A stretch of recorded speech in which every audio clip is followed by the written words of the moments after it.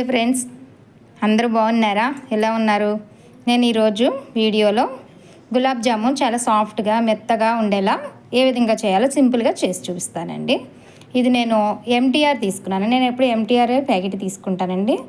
MTR తీసుకున్నానండి. ఏ విధంగా చేయాలో చూపిస్తాను.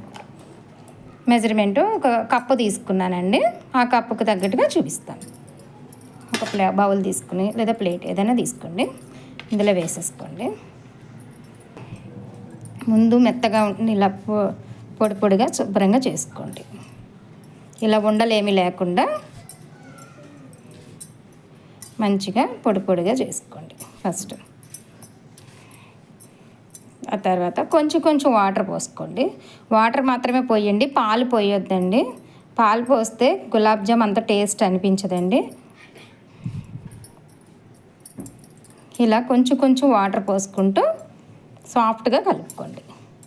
ఒకేసారి ఎక్కువ వాటర్ పోయొద్దండి, కొంచెం కొంచెమే పోసుకోండి.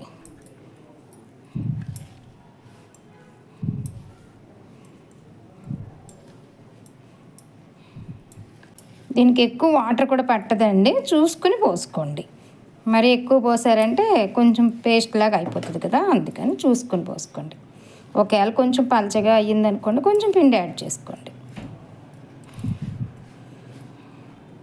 ఇప్పుడు కొంచెం సరిపోలేదు కదా నాకు, కొంచెం పోస్తున్నా అండి, ఎక్కువ వద్దు, కొంచెం అంతే. మళ్ళీ ఇంకొకసారి కలుపుకుంటాను. మళ్ళీ చెప్తున్నానండి, ఇందులో పాలు కానీ ఏమీ వేయొద్దండి. ఉత్తి వాటర్ తోటే చపాతీ ముద్దలా కలిపేసుకోండి.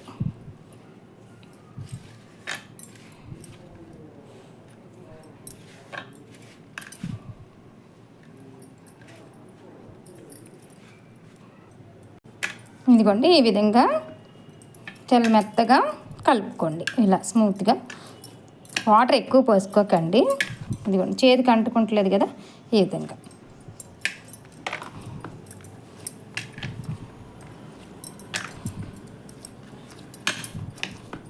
ఇలా మెత్తగా బాగా ఒక రెండు నిమిషాలు ఇలా బాగా మెత్తగా.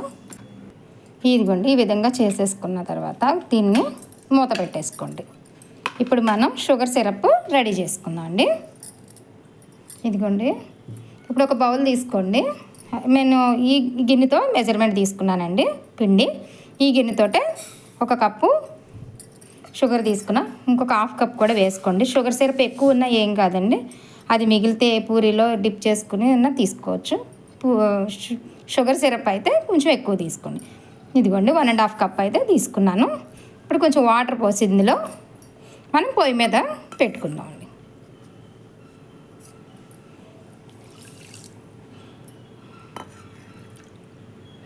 నేను కప్పు వాటర్ అయితే పోసానండి. ఇప్పుడు పొయ్యి మీద పెట్టేసుకుందాం దీన్ని. ఇదిగోండి, స్టవ్ వెలిగించాను.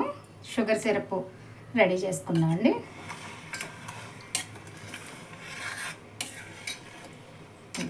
ఇదేం పాకం రావాల్సిన అవసరం అయితే ఏం లేదండి. పాకం రావనవసరం లేదు దీనికి. జస్ట్ ఈ షుగర్ మెల్ట్ అయితే సరిపోతుంది, చూసుకోండి.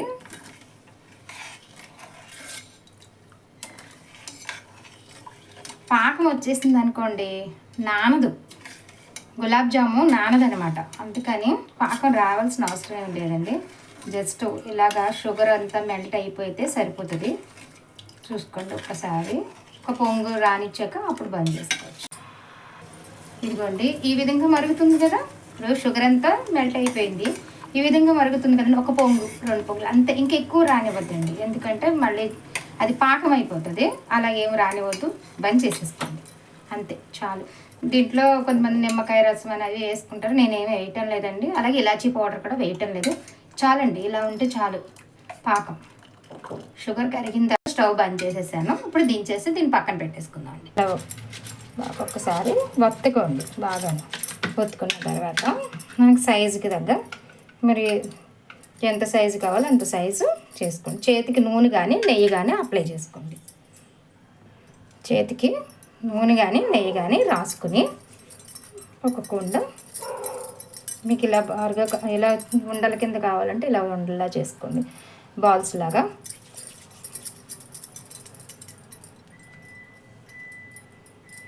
ఇలా రౌండ్గా కంటే ఈ విధంగా చేసుకున్నారనుకోండి పొడుగ్గా చక్కగా గులాబ్ జాములు బాగా నానిపోతాయి. ఈ విధంగా చేస్తే తొందరగా నానిపోతాయి.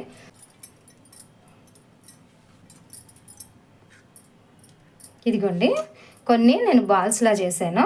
కొన్ని ఇలా బాల్స్ కంటే ఈ విధంగా తొందరగా నానిపోతాయి. నేను 2 రకాలుగా మీకు చూపిస్తున్నాను. మీరు ఇష్టం, మీరు ఎలాగైనా చేసుకోండి. చేసి చూపిస్తున్నాను చూడండి. ఇప్పుడు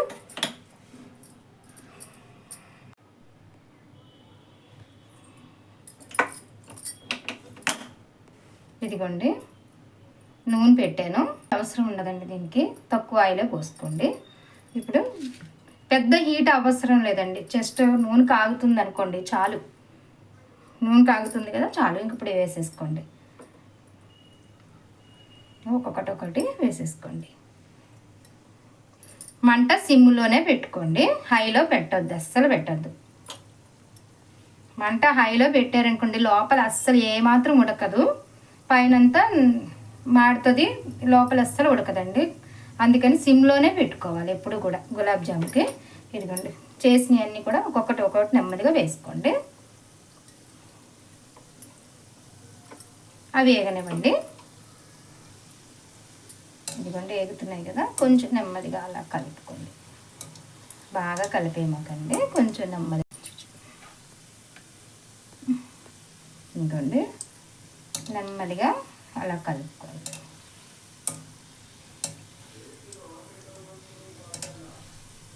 ఇదిగోండి ఇలా నెమ్మదిగా కలుపుకోండి. ఇలా మంట మాత్రం సిమ్లోనే పెట్టుకుని వేపుకోండి. అప్పుడు చక్కగా లోపల మీకు బాగా ఉడికిపోయి మెత్తగా తొందరగా పాకంలో వేయగానే చక్కగా నానిపోతాయి అన్నమాట. అందుకని నేను సిమ్లో పెట్టుకొని వేపుకోమని చెప్తున్నానండి. వేగనివ్వండి, బాగా వేగాలి కదా. అలా మంట సిమ్లోనే పెట్టి నెమ్మదిగా అలా వేపండి.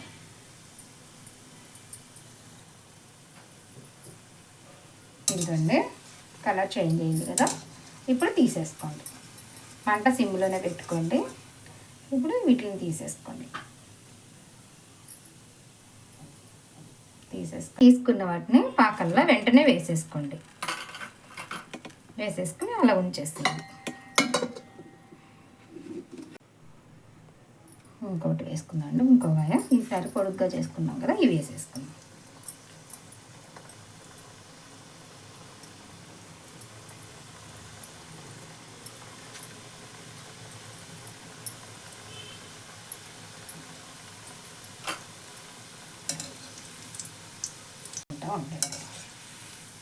ఇంకా కలర్ చేంజ్ అవ్వాలి కదా, నెమ్మదిగా వేగనివ్వండి.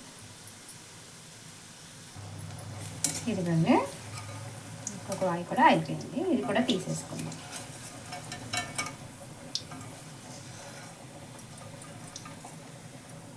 ఈ విధంగా ఆయిల్ అంతా తీసుకున్నదాన్ని ఇలా పాకల్లో వేసేసుకోండి. వెంటనే వేసేసుకోవాలండి.